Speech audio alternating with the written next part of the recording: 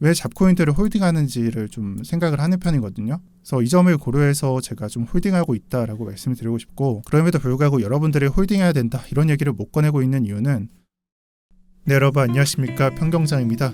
요즘 미국 상황을 보면은 개별 종목들이 나락을 가고 있죠. 애플, 테슬라 너나 할 것 없이 마이너스 10%에서 30%까지 하락했습니다. 그래서 오늘은 이 부분에 대한 해석을 하고요. 과연 비트코인은 장기적으로 단기적으로 어떤 그림이 예상되나, 괜찮나, 그리고 예상 흐름은 어디로 갈 것인가, 이 부분을 말씀드려보도록 할게요. 일단 미국인데요. 애플 뉴스랑 테슬라 뉴스를 보면요, 실적이 부진했고 구체적인 수치로도 전달 대비 지난 분기 대비해서 얼마나 좀 나빴는지를 나타내고 있습니다. 그리고 이 발표값과 뉴스들은 주가에 그대로 반영이 되고 있는 편입니다. 테슬라는 한 달 동안 마이너스 28%가량 하락했습니다. 그래서 구체적으로 날짜 명시하면 한 3주 정도의 장이 되는 거고요. 지금 현재는 반등 중에 있지만 이 반등이 너무나 미비한 편입니다. 또한 애플의 경우에는 오늘 하루, 이게 4시간봉 캔들이거든요. 이 오늘 하루 만에 마이너스 7%가량 하락했습니다. 시총이 낮고 잡주인 종목이 이 정도 하락을 한다, 괜찮아요. 하지만 이 종목 애플이죠. 그래서 실적 발표가 대단히 나빴고, 애플은 4분기 연속 매출 감소라는 좀 오명을 낳은 편이고요. 말도 안 되는 하락을 오늘 하루 만에 보여준 편입니다. 그래서 좀 1시간봉이나 4시간봉 캔들에서 이런 하락량이 나왔다라는 부분은 어찌 보면은 사실 위에 꼬리도 달려있잖아요. 실적이 좋건 나쁘건 주가는 올라갈 것이다 라고 생각했던 사람들의 반대로 실제 장세는 대단히 안 좋다라는 부분을 반영하고 있는 게 아닐까 합니다. 그래서 현재 시장을 거시적으로 본다면 낙관적인 전망보다 비관적인 전망이 매우 많은 편으로 볼 수 있겠습니다. 그리고 이 생각은 대부분 거시경제를 기반으로 하고 있습니다. 리세션, 금리, 부채, 미국의 상황을 기반으로 하고 있죠. 그리고 비트코인도 좀 큰 그림에서 먼저 말씀드리자면, 사실 좀 미국 주식하고 비교해서 같이 갈 것이다라는 시선은 예전에는 맞는 얘기였지만 지금 현재는 그렇지 않죠. 아까 테슬라를 한 달이라는 기간을 예로 들었는데 비트코인은 한 달이라는 기간 동안 30%라는 상승을 맞이했었습니다. 그리고 이 상승에 조정은 없는 편이었죠. 그래서 큰 상승 이후에 조정을 예상하는 게 모두의 컨센서스이기 때문에 단기적으로는 조정에 대해서 다뤄드리려고 합니다. 하지만 지금은 장기적인 부분을 말씀드리고 있으니까 잠시 뒤에 말씀드려 볼게요. 제가 이 미국 주식하고 좀 대비해서 비트코인을 자주 보지는 않는데 그 이유에 대해서 먼저 설명을 드리자면, 저는 시장에 풀려있는 돈 M2를 좀 보는 편이에요. 그래서 이 차트, 파란색 차트는 비트코인의 가격을 나타내고요. 주황색으로 표시된 게 M2입니다. 그래서 차트를 좀 천천히 보시면은 M2가 올라갈 때 비트코인도 올라가고, 정체되어 있을 때 또는 내려갈 때 비트코인이 폭락한다, 하락한다는 걸 볼 수가 있겠죠. 그리고 지금 현재는 정체되어 있다 또는 내려가지 않고 있다, 이런 부분이 해설 가능합니다. 저는 이 M2를 신뢰성 있는 지표라고 보고 있고 15년도 이후에는 오차가 없는 방향성을 보여준다라고 말하고 싶습니다. 그리고 또다시 차트를 나타내는데 이번에는 비트코인의 가격 차트와 M2의 YOY 값을 나타냈습니다. 기점이 되는 게 0%라고 보시면 되는 거고요. 비록 지난 시기에는 좀 마이너스를 기록하면서 비트코인의 장세, 하락 또는 약세장을 가져갔었는데 M2가 늘어났죠. 빨간색 원을 보시면 늘어나는 게 확인이 가능하고요. 이 YOY 값이 올라간다는 걸 어떤 걸 의미할까? 차트가 만약에 이런 식으로 있다면 작년도보다는 올라간다는 걸 의미하고, 조금 상승한다면 MOM 값으로 표시가 되겠지만 YOY 값이 상승을 한다면 지난 시기보다는 이 상승폭이 더 좋다라고 볼 수가 있겠죠. 그래서 GDP 작년 대비해서 얼마나 올랐나, 그런 걸 대비하는 것과 똑같다고 생각합니다. 그래서 이 지표에서 좀 눈여겨볼 만한 점은 이게 10%일지 아니면 한 7.5%일지 모르겠어요. 정확히 표시가 안 돼 있어서 10%라고 해석하고 보도록 하겠습니다. M2 YOY 값이 10% 이상 올라가는 구역은 비트코인의 폭등이 나왔던 그런 시기였습니다. 그래서 지금 마우스가 있는 데를 보면은 비트코인이 폭등했던 시기인 걸 볼 수가 있죠. 여기도 그렇고 지금 여기서부터도 그렇고요.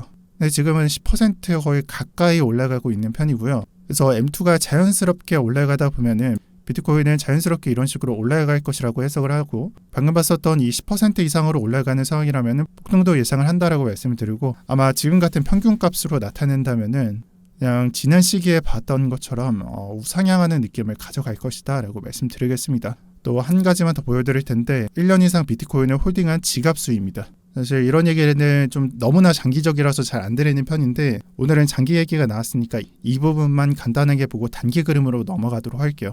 일단은 검정색이 비트코인의 가격 차트고요. 그리고 주황색 또는 노란색으로 보이시는 이 선이 비트코인을 1년 이상 보유한 사람들의 수입니다. 그래서 예를 들어서 이 차트에서 주황색 선이 내려갔다. 1년 이상 보유한 사람이 팔면서 수익 실현을 하고 있다라고 볼 수가 있겠죠. 13년도에 팔았다면 12년도에 샀던 사람들이니까요. 그래서 이 차트에는 좀 특징적인 게 있는데 첫 번째 예로 보면은 비트코인이 고점으로 올라갈 때 1년 이상 보유한 사람들이 수익 실현을 합니다. 그리고 그 직전에 약세장 하락하는 시기에는 비트코인을 1년 이상 보유한 사람이 늘어납니다.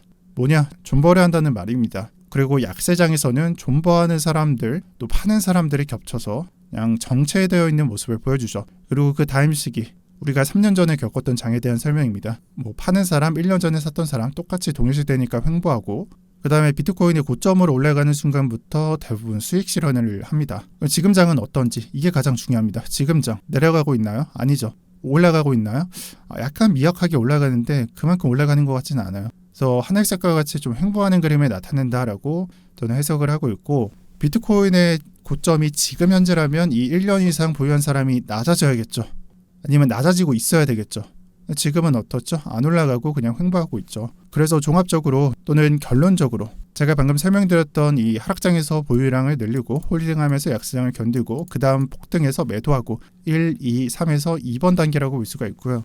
장기가 아직 털고 나가는 상황, 빨간색 네모박스가 나오지 않았기 때문에 상승이 끝났다고 보기는 힘듦. 이렇게 정리하도록 하겠습니다.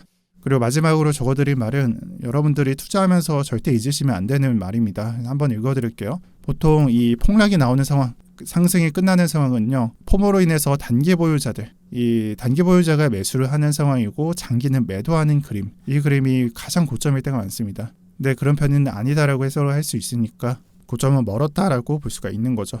그래서 아까 보여드린 M2도 그렇고 지금 장기 보유자 상황도 그렇고 같은 얘기를 하고 있어요. 우상향을 폐지할 이유는 우상향 시나리오를 폐지할 이유는 없다라고 보고 있는 거고요. 그 이유는 M2가 꺾이는 그림이 아직 안 나왔고 우리가 봤던 것처럼 꺾인다거나 상승이 멈췄다거나 그런 그림은 안 나왔고 장기 보유자들은 방금 봤던 것처럼 미동이 없습니다. 그래서 결론적인 부분 이런 식으로 유지하겠다라는 부분 말씀드리고 드디어 단기 그림입니다. 단기 그림은 일봉 차트에서 관점 확보된 부분부터 말씀드려야 될 것 같아요. 일봉상 어제자에 추가 상승이 나왔고 최근 상승은 매서웠습니다. 그래서 고점이 갱신되는 자리가 있었는데 그래서 일봉상 하락 다이버전스가 출현해줬습니다. 그러니까 하락 다이버전스가 출현해줬다라는 의미는 하락을 어느 정도 암시하고 있는 상태라고 해석을 하시면 됩니다. 그리고 이때 다이버전스를 중첩시키는 그림만 아니라면이라는 조건을 달았는데 이게 어떤 걸 얘기하는 거냐면 RS 다이버전스를 중첩시킨다. 2개가 아니라 사실 3개였다. 그래서 고점이 한 번 더 갱신된다. 이런 그림이 아니라면 하락은 어느 정도 암시가 되고 있는 상태고 이런 그림이 나오더라도 그 확률은 계속 올라가는 것이다 라는 부분을 말씀드린 거고요. 하락이 암시되기 때문에 방금 설명드린 것과 같이 추가 상승 존재는 불분명하지만 조정이 암시되고 있는 상태에서 저는 좀 개인적으로 지극히 개인적으로는 이 장은 16년도와 17년도 장을 보면서 해석을 하면 된다고 봅니다. 그래서 이 16년도와 17년도의 장의 어느 부분을 볼 거냐면 17, 18년도에 불장이 나왔던 그 전에 빨간색 원 부분을 보려고 합니다. 그래서 이때 조정값을 보면서 해석을 할 텐데 조정이 총 5번 비슷한 시기에 한 5번 정도가 나왔었고요. 사실 여기도 표시를 드리고 싶었지만 너무 가까워서 생략을 했습니다. 그래서 상승한 뒤의 조정값 일부는 이 상승분의 618 또는 786까지 하락을 한 편이었고요. 또 다른 한편으로는 이 직전에 매물대까지 내려꽂는 그런 차트가 나왔었습니다. 그래서 첫 번째, 두 번째가 되고 세 번째, 네 번째도 직전에 매물대까지 조정값을 가져갔었고요. 네 번째도 동일하게 직전에 매물대까지 또는 상승분을 전부 다 반납하는 식으로 조정이 완료됐었습니다. 그래서 지금 현재 구간을 보면 조정 구간이 없었죠. 30% 상승하는데 조정 구간 없었습니다. 그리고 일봉 하락 다이버전스를 보여주고 있죠. 그래서 조정을 좀 예감하고 대비하는 편이라면 이 과거 예를 보면서 조정값을 예측했을 때는 28K까지 하락한다는 결과가 나옵니다. 저의 경우에는 이 하락값을 최대값으로 설정했습니다. 즉 정답지는 그 위에서 나온다라는 말이 되겠죠. 그리고 28K 또는 한 이 부근은 일봉상 99일선과 겹치는 편이다 라는 점 말씀드리고 다시 한번 말씀드리지만 최대 조정값으로 보시면 될 것 같습니다. 또한 지금 현재 주봉 차트를 보면 양봉의 시가가 30K 부근에 형성되어 있죠. 이 상승량을 피보나치로 찍어보면은 이 30K가 618 구간이에요. 그래서 주봉의 시가를 지지로 고려할 수도 있다라는 점이 있는 거고 조정이 온다면 이 두 구간을 고려하면서 장을 지켜볼 것을 저는 추천드립니다. 하지만 개인적인 얘기, 제가 단기적인 그림에서 제가 봤을 때 지금 현재 주봉상 RSI 차트를 보면은 이게 정말 조정을 좀 크게 만들어 줄 정도로 충분히 과매수가 되었냐, 그러니까 하락이라는 동력을 만들 정도로 과매수가 되었냐, 저는 애매하다고 봅니다. 방금 말씀드렸던 또는 조정값 예시로 들어드렸던 이 16년도 부근, 17년도 부근을 보시면 얼마나 과매수 되었을 때 그런 하락이 나왔는지 가늠할 수 있습니다. 그런데 지금 현재는 아니죠. 아무리 연도가 좀 지나면서 RSI 값이 좀 평균적으로 낮아졌다라는 부분을 좀 가늠하더라도 이 정도 가지고는 좀 힘들지 않을까라고 말씀드리고 싶습니다. 그래서 개인적으로 조정이 그렇게 크지 않을 것 같아요. 만약에 온다면 좀 더 과매수를 시키고 또 올라가서 RSI를 좀 높인 다음에 오겠지라는 생각도 하고 있고요.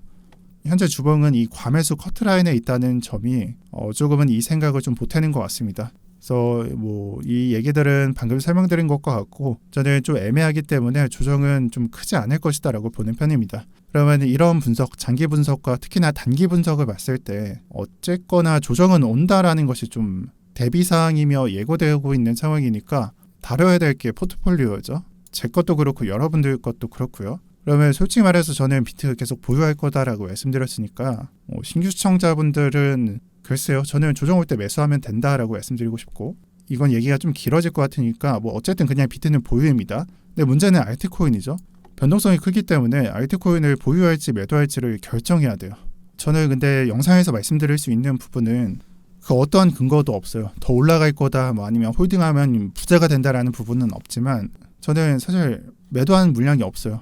그냥 항상 보유하고 있다라는 점을 말씀드리고, 간혹가다 좀 2배, 3배 오르는 종목이 있으면은 투자자분들은 매도하고 싶으면 매도해도 된다라고 말씀을 드리지만 전략은 보유입니다. 그래서 지금 현재 아크 같은 경우를 보면은 오늘 제가 추가 상승을 했죠. 고점이 갱신될랑 말랑 아마 테더 차트에서는 좀 갱신됐을 것 같은데 이런 상태에 있어요. 하지만 제가 예상을 했었던 것은 사실 내려가더라도 저는 홀딩할 생각이었고 별로 매도할 생각이 없었습니다. 근데 왜 이런 생각을 하냐면 여러분들은 길게 봐봤자 한 이 정도부터 차트를 보잖아요. 저는 여기랑 그리고 차트가 업비트는 사실 좀 구코인들이 많아요. 그래서 이렇게 좀 17, 18년도 고점도 있고 약세장에서 나왔던 차트도 있고 이런 차트를 보면서 여기도 보면서 왜 잡코인들을 홀딩하는지를 좀 생각을 하는 편이거든요. 그래서 이 점을 고려해서 제가 좀 홀딩하고 있다라고 말씀을 드리고 싶고, 그럼에도 불구하고 여러분들이 홀딩해야 된다 이런 얘기를 못 꺼내고 있는 이유는 사실 여러분들의 생각과 제 생각이 매우 다를 것 같다고 보기 때문이에요. 여러분들 중에 비트코인을 들어간 분 없죠. 그러니까 많이 보유하고 있는 사람이 있을까요? 저는 시청자분들이 좀 요즘에는 많이 늘어났는데 아마 많아봤자 한 30%만 저랑 비슷한, 저는 비트 포함해서 한 70% 들고 있고 나머지는 알트코인으로 좀 매매하고 있습니다. 그래서 이 정도로 비트코인과 장기 홀딩하는 물량들을 좀 들고 있는 사람들은 30%라고 생각을 하고요. 그래서 이 정도밖에 안 되기 때문에 제 생각을 100% 여러분들한테 이해시키기는 힘들 것 같습니다.